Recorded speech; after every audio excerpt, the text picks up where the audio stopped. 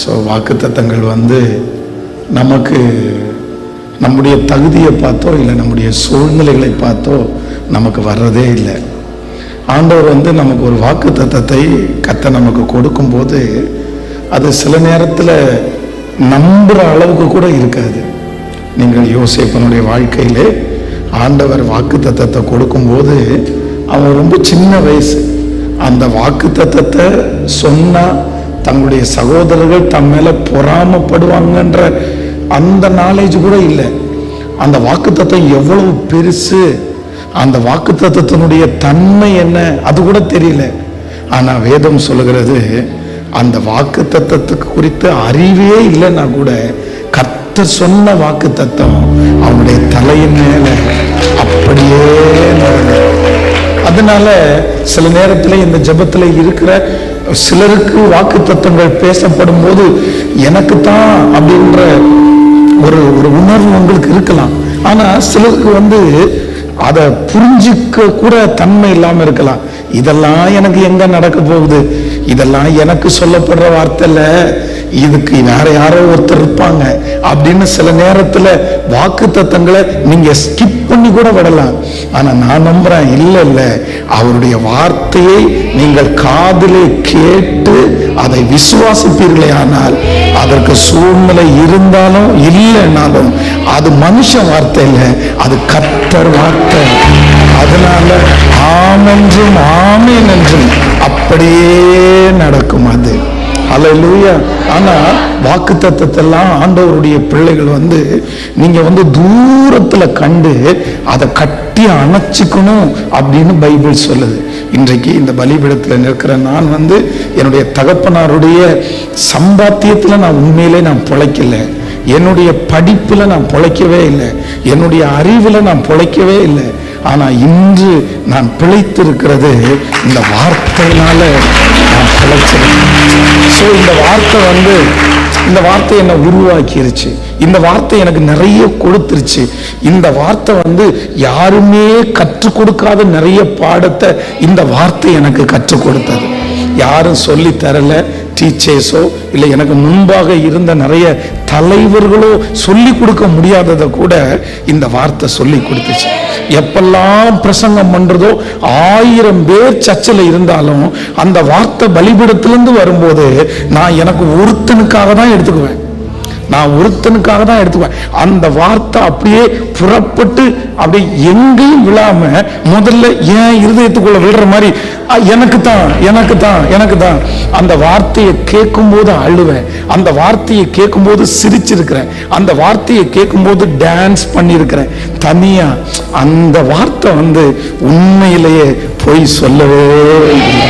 அதனால ஆண்டவருடைய பிள்ளைகளே, மனிதன் அப்பத்தினாலே மாத்திரம் அல்ல, தேவனுடைய வாயிலிருந்து புறப்படுகிற ஒவ்வொரு வார்த்தையினாலும் உன் ஆகாரத்தை தண்ணீர்கள் மேல் போடு, அநேக நாட்களுக்கு பின்பு அதனுடைய பலனை காண்பாய். இந்த 21 நாட்களும் ஆண்டவர் உங்க நிலத்துல அந்த விதையை போட்டுட்டாரு. கண்டிப்பா ஒரு நாள் முளைக்கும், கண்டிப்பாய் ஒரு நாள் மரமாய் மாறும், ஒரு நாள் அது கனி தரும். நீங்களும் நானும் சொல்ல வேண்டியதெல்லாம் என்ன அப்படின்னா, நான் நம்புறேன் ஆண்டவரே, 100% நம்புறேன் ஆண்டவரே. ஏன் அப்படின்னா ஆண்டவரை பொறுத்த அளவுல எப்ப வேணாலும் எதை வேணாலும் மாத்துவாரு. ஆமென். அவர் உயர்த்துகிறவரும் தாழ்த்துகிறவருமாயிருக்கிறார். அவரால் முடியாதது எதுவுமே இல்லை. இஸ்ரவேல் ஜனங்கள் செங்கடலுக்கு முன்பாக போய் நிற்கும் போது இந்த இடத்துல ஒரு வழி இருக்கும்னு யாராவது கெஸ் பண்ணிருப்பாங்களா? இதுக்கு முன்னாடி அந்த மாதிரி யாருக்காவது அப்படி நடந்திருக்குதா? எதுவுமே இல்லை. ஆனா முடிஞ்சதுக்கு அப்புறம் தான் தெரியுது அங்க அவ்வளோ பெரிய வழி இருக்கிறது. சில நேரத்துல பிரச்சனைக்கு முன்பாக உங்களுக்கு நிற்கும் போது அங்க எந்த வழியுமே உங்க கண்ணுக்கு தெரியாது. அங்க வழி இருக்கிறது மாதிரி ஒரு சின்ன எவிடன்ஸ் கூட அந்த இடத்துல இருக்காது, இல்ல ஒரு நாலேஜ் கூட இருக்காது. இதுக்கு முன்னாடி அந்த மாதிரி பிரச்சனையில இருந்த நிறைய பேருக்கு அந்த வழி திறந்திருக்காது. ஆனா ஆண்டவர் உங்க கூட இருப்பாரானால் வழியே இல்லாத இடமா இருந்தாலும் உங்களுக்காக வழியை திறப்பதற்கு கர்த்தர் வல்லவரா இருக்கிறார். இந்த உலக வரைபடத்துல 8 திசை இருக்காமா, 8 திசை. ஆண்டவர் சொல்றாரு, ஒரு வழி உனக்கு அடைந்தால் கர்த்தர் நமக்காக என்ன பண்ணுவாராமா, 7 வழி. அப்ப நான் வந்து கேட்டேன், ஆண்டவரே 8 திசை இருக்குறாங்களே, அப்ப இன்னொரு திசையில என்ன அப்படின்னு. அப்ப ஆண்டவர் எனக்கு சொல்லி கொடுத்தாரு, இன்னொன்னுலதான் நான் நிக்கிறேன்ல, நானே வழியும் சத்தியமும். அதனால நான் நம்புறேன், நமக்கு எந்த பாதையும் யாருமே கர்த்தர் திறந்த பாதையை அடைக்கவே முடியாது. உங்களுக்கு முன்பாக ஒரு தடை இருக்கலாம், பல ஆண்டுகளாக இருக்கலாம். நான் நம்புறேன் அது தடைன்னு நினைக்காதீங்க. அதுல ஆண்டவர் உங்களை கடக்க பண்ணணும்னா அந்த தடையை எடுத்திருப்பார். இப்ப ஆண்டவர் வந்து வெயிட் பண்ண சொல்றாரு. அந்த தடை நமக்கு பெரிய மலையை போல இருந்தாலும், பெரிய பர்வதமே நீ எம்மாத்திரம் செருபாபேலுக்கு முன்பாக சம பூமியாவாய். கர்த்தர் உங்களுக்கு முன்னாடி நிற்கும் போது நான் நம்புறேன், தடைகளை உடைக்கிறவர் உங்களுக்கு முன்னே கடந்து போவார். சோ அந்த காலம், அந்த நேரம் வரும்போது நான் நம்புறேன், நீங்க ரோடெல்லாம் போட வேண்டாம், நீங்க கோடெல்லாம் போட வேண்டாம். சிலர் சொல்லுவாங்க, நீங்க கோடு போட்டாதான் ஆண்டவர் ரோடு போடுவாருன்னு. அப்படியெல்லாம் கிடையவே கிடையாது. அவர் கோடும் போடுவாரு, அவர் ரோடும் போடுவாரு. இந்த யுத்தம் உங்களுடையது அல்ல, இந்த யுத்தம் என்னுடையது. நீங்க சும்மா இருங்க. நீங்க என்னவா இருங்க? சும்மா. அதான் நமக்கு கஷ்டம். நம்மளால சும்மா மட்டும் இருந்துடவே முடியாது. நம்மளால எவ்வளவு முயற்சி எடுக்க முடியுமோ எல்லாத்தையுமே எடுத்துருவோம். ஆனா ஒண்ணு நினைச்சுக்கோங்க, நடுகிறவனாலும் அல்ல, நீர் பாய்ச்சுகிறவனாலும் அல்ல, விளைய செய்கிற கர்த்தராலே. சில நேரத்துல ஆண்டவருடைய பிள்ளைகள் எப்படிதான் இருக்கணும் அப்படின்னா, அவர் திறக்கிற வரைக்கும் நம்ம வந்து சும்மா தான் இருக்கணும். நீங்க நம்ம நிறைய நேரத்துல மாம்சத்துல பிரயாசப்படுவதற்கு பிசாசு உங்களை உந்தி தள்ளிட்டே இருப்பான். நீ எடு, நீ முயற்சி எடு, நீ யாரையாவது ஒருத்தரை போய் பாரு, நீ ஏதாவது ஒரு காரியத்துக்காக வழக்காடு, நீ இப்படி இருந்தா எப்படி. நான் நம்புறேன், நம்முடைய யுத்தம் மாம்சத்தோடும் இரத்தத்தோடும் அல்ல, அந்தகார லோகாதிபதிகளோடும் துரைத்தனங்களோடும் நமக்கு போராட்டம் உண்டு. அப்போ நீங்க போராடவே கூடாது. இன்று காலையில நான் எழும்பினதிலிருந்து ஆண்டவர் உங்களுக்கு சொல்லி தரணும்னு சொன்னது, நீங்க போராடாதீங்க, நீங்க போராடாதீங்க, நீங்க வழக்காடாதீங்க. நான் என்ன நம்புறேன்னா, கர்த்தர் சொல்றது, நான் உனக்காக வழக்காடுவேன். அதான் தேவனுடைய மனுஷன் சொல்லும் போது சொல்கிறான், இந்த ஏராளமான கூட்டத்திற்கு முன்பாக நிற்கிறதற்கு எங்களுக்கு பலன் இல்லை, போகிற வழி இன்னதென்று எங்களுக்கு தெரியாது. ஆனா நாங்க யாரையே நோக்கி பார்க்கிறோம்னா, உங்களையே நோக்கி பார்க்கிறோம். நான் நம்புறேன், அத்தனை லட்சம் அவனுக்கு முன்பாக இருந்தாலும் ஜெயத்தை கர்த்தர் தந்தாரா இல்லையா? தாவீது வந்து சவுல் ராஜா அவனுக்கு முன்னாடி இருக்கிறாரு, இவங்க குகைக்குள்ள இருக்காங்க, இவனோட ஒரு டீம் இருக்காங்க. அவங்க என்ன சொல்றாங்க அப்படின்னா, இது உனக்கு சரியான நேரம். இந்த நேரத்தை வாக்கிய பண்ணினது யாரு? கர்த்தர். டைம். சில நேரத்துல சில வக்கீலோ, சில போலீஸோ, சில அரசியல் தலைவர்களோ, சில பெரிய ஆட்களோ நம்ம இடத்துல வந்து அந்த பிரச்சனைக்காக நான் உனக்கு ஹெல்ப் பண்றேன்னு சொல்லும் போது நம்ம நிறைய பேர் நினைப்போம், கர்த்தரே அனுப்பி இருக்காரு சண்டை போடுறதுக்கு, கர்த்தரே அனுப்பி இருக்காரு வழக்காடுறதுக்கு. கேஸ போடுறான், இயேசு வழியை திறந்தா இருப்பாரு, என் ஜெபத்தை கேட்டு ஒரு தூதனை அனுப்பின மாதிரி இந்த அரசியல் தலைவரை அனுப்பிட்டாரு. நான் நம்புறேன், இல்ல இல்ல, சில நேரத்துல நமக்கு இப்படிதான் மதீனமா நம்ம செயல்படுவோம். யாராவது ஒருத்தர் நமக்கு ஹெல்ப் பண்ண வரும்போது சிலர் அவங்களையே பிடிச்சுக்குவாங்க பாருங்க. அவங்கள கடவுளை அனுப்புற மாதிரி கர்த்தரை மறந்துடுவாங்க, அவங்கள பிடிச்சிருவாங்க. ஆனா ஒன்று நினைத்து கொள்ளுங்க, எப்பவுமே மனுஷனோட போராடுறதுக்கு நீங்க தூரத்துல தான் நிக்கணும். நீங்கள் அமர்ந்திருந்து நானே தேவன் என்று அறிந்து கொள்ளுங்கள். முடிஞ்ச வரைக்கும் 90% நீங்க பதிலே சொல்லக்கூடாது. ஆமேன். கேட்கல? பதிலே சொல்லக்கூடாது, பதிலே சொல்லக்கூடாது. ஆனா உங்க நாக்க புடுங்கிறதுக்கு, உங்க வாயை புடுங்கிறதுக்கு தொண்டை வரைக்கும் வார்த்தை வந்தா கூட அப்படியே முழுங்கிட்டு அமைதியா, சரி நீங்கள் அமர்ந்திருந்து இப்படி மட்டும் இருங்க. நான் நம்புறேன், உங்க எதிரிக்கு முன்பாக கர்த்தர் உங்கள் தலையை உயர்த்துவதற்கு ஆமேன் சொல்லுங்கள். கர்த்தர் வீட்டை காவாராகில் காவலாளர் விழித்திருக்கிறது விருதா. விருதா. நம்ம நம்முடைய சுயத்துல போராடுறது, மாம்சத்துல போராடுறது எப்பவுமே நமக்கு டேஞ்சர் தான். மனைவியினிடத்துல கூட மாம்சத்துல போராடக்கூடாது, கணவனாரிடத்துல மாம்சத்துல போராடக்கூடாது, நமக்கு கீழே வேலை செய்யறவங்கள்ட்ட கூட மாம்சத்துல போராடக்கூடாது. எனக்கு அதிகாரம் இருக்குது, எனக்கு நான் தான் சம்பளம் கொடுக்கிறேன், அவங்க எனக்கு வேலையாளு அப்படின்னு நினைச்சிடக்கூடாது. சத்துரு எங்க இருந்து யார் மூலமா கிரியை செய்யறான்னே தெரியாது. அதனால எப்பவுமே மாம்சத்துல எந்த முடிவையும் ஆண்டவருடைய பிள்ளைங்க என்ன பண்ணக்கூடாதுன்னா, அது லேட் ஆனா கூட பரவாயில்ல, இல்ல இந்த இடத்துல இந்த பதில் சொல்லலைன்னா நமக்கு அது காரியம் மாறிடும். நான் நம்புறேன், ஆண்டவர் ஒரு புள்ளிய வச்சாருன்னா அதை மாற்றுறதற்கு அதிகாரம் ஒருவருக்குமே கிடையாது. ஸோ இன்றைக்கு இந்த ஞாயிற்றுக்கிழமை ஆராதனையில் நான் ஒரே ஒரு ஜெபம் மட்டும் நீங்க பண்ணணும். ஆண்டவரே, இனி நான் மாம்சத்தில் நான் முயற்சி எடுக்க மாட்டேன். எனக்கு தெரியும் இந்த ஜெபத்தில் யாரோ ஒருத்தர் நீங்க மாம்சத்தில் முயற்சி எடுத்து தோற்று போய் வந்திருக்கிறீங்க. நல்லா நினைச்சுக்குங்க, எவ்வளவு பெரிய மனுஷனா இருந்தாலும் நம்ம வாழ்க்கையில ஒரு காலகட்டத்துக்கு மேல நம்ம கூட நிக்க முடியாது. நமக்கு உதவி செய்ய கேட்கல, நமக்கு உதவி செய்ய முடியாது. அது அவங்க எவ்வளவு பெரிய ஆட்களா வேணாலும் இருக்கலாம், எவ்வளவு பெரிய அரசியல்வாதிகளா வேணாலும் இருக்கலாம், ஆனா நிக்க முடியாது, நிக்க முடியாது. நீங்க தனியா தான் டிராவல் பண்ண வேண்டியது இருக்கும், நீங்க தனியா தான் போக வேண்டியது இருக்கும்.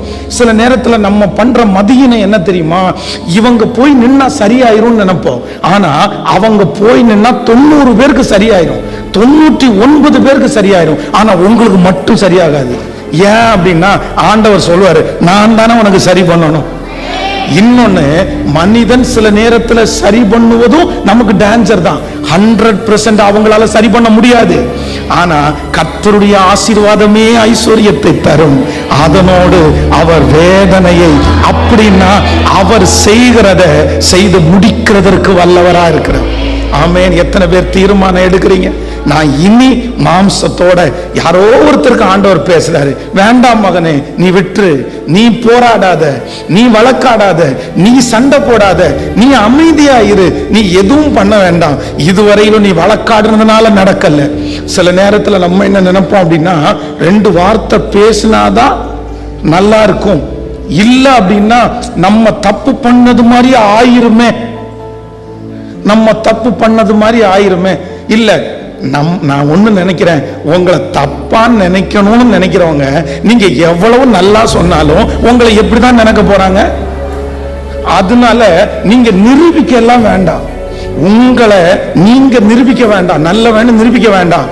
ஆனா ஆண்டவர் சொல்றாரு, நீ எங்க இருந்தாலும் முர்தகாய், நீ ராஜாவை காப்பாத்தினது உண்மை, பத்திரத்துல எழுதப்பட்டது உண்மை, ஆனா அங்கீகாரம் உனக்கு கிடைக்கல, அதற்கான உயர்வும் உனக்கு கிடைக்கல, உனக்காக யாரும் பரிந்தும் பேசல, நீயும் போய் நான் இப்படி செஞ்சனேன்னு சொல்லல. ஆனா ஒரு நாள் அந்த மனுஷனுக்காக தூக்கத்தையே கலைச்சார்ல, ராஜாவுடைய தூக்கத்தையே கலைச்சார்ல. அப்ப நான் சொல்றேன், உங்களுக்காக யார் வழக்காடணும், உங்களுக்காக யார் சொல்லணும்? நீ ஒண்ணுமே சொல்ல வேண்டாம்.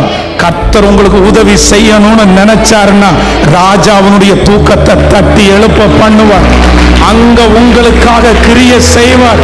என் தேவன் பெரிய தேவன், சாதாரணமானவரே அல்ல. ஹல்லேலூயா. அப்போ நம்ம யார்கிட்டையும் போய் நல்லவங்கன்னு என்ன பண்ணிட முடியாது, நிரூபிச்சிடவே முடியாது, நிரூபிச்சிடவே முடியாது, எனக்கு தாங்க அப்படின்னு கேட்டுறவே முடியாது. அப்போ எல்லாத்தையும் யார் கையில் அப்படின்னா, ஆண்டவரே உங்க கையிலேயே நான் கொடுக்கிறேன், உங்க கையிலேயே நான் கொடுக்கிறேன். அப்படி கர்த்தர் உங்களை வச்சிருக்கிறார்னா கூட நீங்க சந்தோஷப்படுங்க.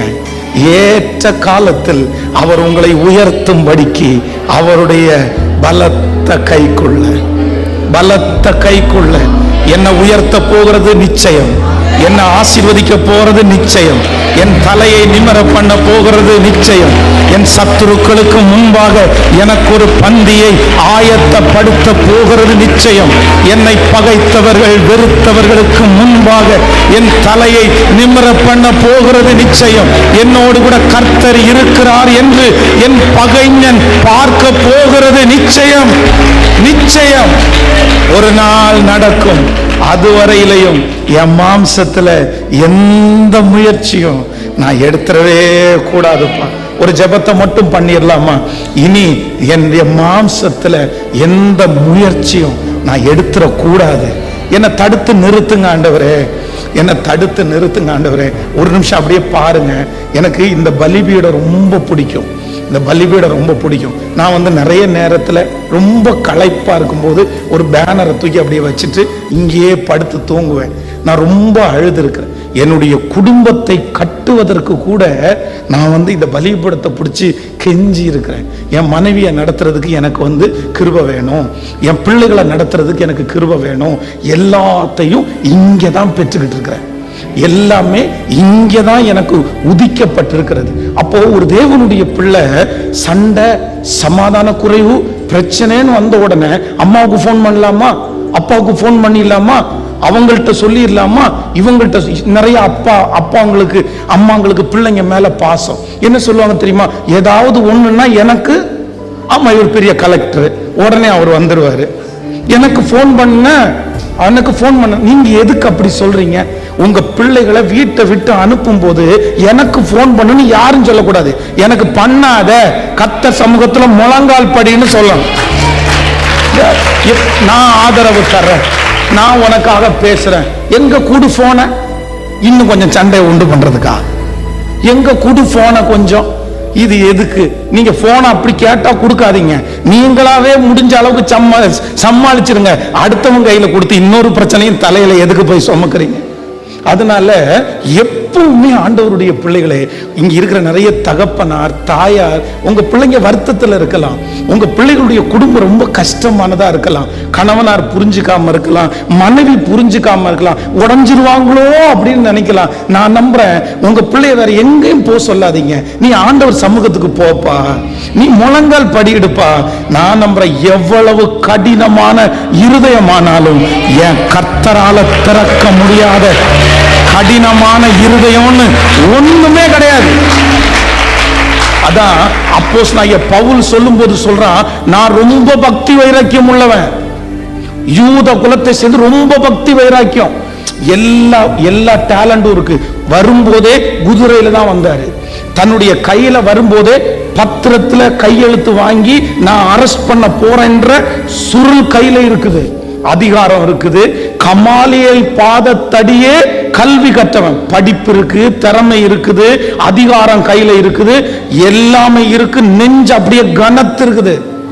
எவன்டா அப்படின்ற மாதிரி கேட்கிற மாதிரி அவ்வளவு கல்லான இருதயத்தை ஒரே ஒரு நிமிஷம் அதே சதையா மாத்தினார்ல. ஆண்டவர்கிட்ட பார்த்து கேட்கிறான், நீர் யார்? நான் என்ன செய்ய சித்தமா இருக்கிறேன்? அப்ப ஆண்டவர் அவனை பார்த்து கேட்கிறார், முள்ளில் உதைக்கிறது உனக்கு கடினமா? ஆண்டவரே நான் என்ன செய்யணும்? போ, நீர்த்தெருக்கு போ. அவ்வளவு கடினமான இருதயமான அந்த மனுஷனுடைய இருதயத்தையே மாற்ற முடியும்னா உங்களுக்கு முன்னாடி இருக்கிற கடினமான இருதயத்தை மாற்றுறதற்கு எவ்வளவு நேரமாகும்? அதனால ஒரு தீர்மானம் இன்னைக்கு எடுக்க போறோம். ஆண்டவரே, இனி என் சுயத்துல நான் என்ன பண்ண மாட்டேன்னா போராடவே மாட்டேன். 10 இடத்துல நான் ஜெயிச்சிட்டேன் அதனால நான் போராடுவேன்னு சொல்லாதீங்க. உங்க வலை 10 இடத்துல மீனை கொடுத்துருக்கலாம், இல்ல இந்த இடத்துல போட்டா மீன் வந்துரும் சொல்லி இந்த கெஸ்ஸிங் இருக்கு பாருங்களேன். நம்ம நிறைய நேரத்துல கெஸ்ஸிங்ல அடிக்கவே முடியாது, திறமையில ஒன்றும் பண்ணிடவே முடியாது. ஆனா எப்பவும் என் வாழ்க்கை எப்படி இருக்கணும்னா அவருடைய கிருபையிலேயே கண்ணை மூடி, நான் தோற்று போய் தான்ப்பா வந்திருக்கிறேன், பாஸ்டர் சொல்றதெல்லாம் உண்மைதான் ஆண்டவரே, என் மாம்சத்துல கொஞ்சம் முயற்சி எடுத்துட்டேன், எனக்கு கோபம் வராதா பாஸ்டர்? எனக்கு கோபம் வராதா? நான் ஒரு புழு மாதிரி இருந்தேன். அப்படியே குத்த குத்த குத்த குத்த என்னை காப்பாத்திக்காவது நான் ரியாக்ட் பண்ண மாட்டேனா? நான் அதைத்தான் பாஸ்டர் பண்ணினேன், வேற எதையுமே பண்ணல. என்னை கொஞ்சம் காப்பாத்திக்கிறதுக்காக தான் நான் ரியாக்ட் பண்ணேன். தப்பா? இத கூட நான் செய்யக்கூடாதா? ஆண்டவர் என்ன சொல்றாரு தெரியுமா? நீ உபத்திரவப்பட்டது உனக்கு கெட்டதில்ல.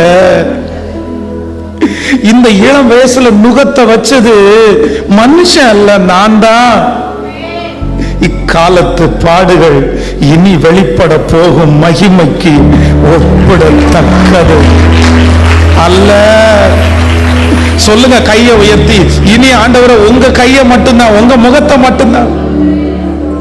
இனி மாம்சத்துல எந்த முயற்சி நான் எடுக்க மாட்டேன். சொல்லுங்க சொல்லுங்க. நிறைய பேருக்கு இல்ல பாஸ்டர் இவ்வளவு தூரம் நான் வந்துட்டேன், இனி மாம்சத்துல முயற்சி எடுக்கலன்னா அது நல்லா இருக்காது. பரவாயில்ல, அது என்ன விளைவு வந்தாலும் நான் இன்னையோட விடுறேன். என்னுடைய யுத்தம் இது என்னுடைய யுத்தம் அல்ல, இது கர்த்தருடைய யுத்தம். கர்த்தர் எனக்காக யுத்தம் பண்ணுவார், நான் சும்மா இருப்பேன். ஹல்லேலூயா.